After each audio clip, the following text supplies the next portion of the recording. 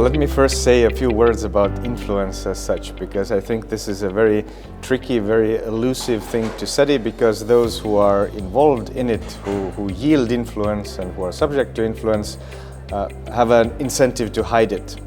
But what we can see is what the end product of the political process is, what the laws are made, and we can also in this case see what the positions of the stakeholders were. So how we studied influence was that we looked at how the positions of the companies relate to the final product of the political process, the text of the law. So we measured or assessed influence through similarity of company positions and texts of the laws.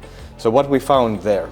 We found that company size or company type or the material resources that a company employs do not really matter for influence measured as similarity. We don't see companies who spend more having a bigger influence.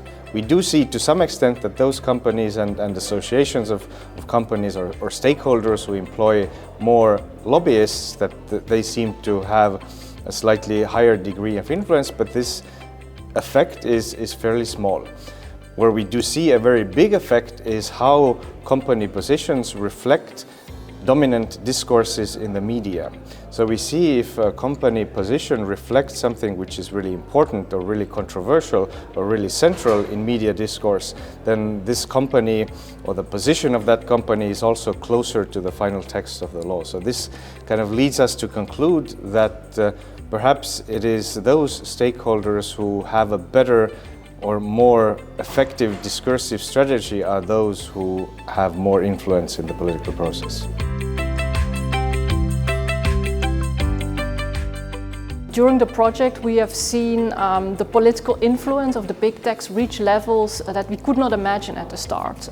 So think of the US president, who has invited the CEOs of technology firms at the White House and who has even referred to trade measures as retaliation against the EU for enforcing EU laws like the Digital Services Act and the Digital Markets Act against American companies. And beyond these developments that I think are really unprecedented in terms of political influence, we have also seen changes in the ways the big techs fight cases before the Commission and the courts, but also in the narratives they use towards the general public.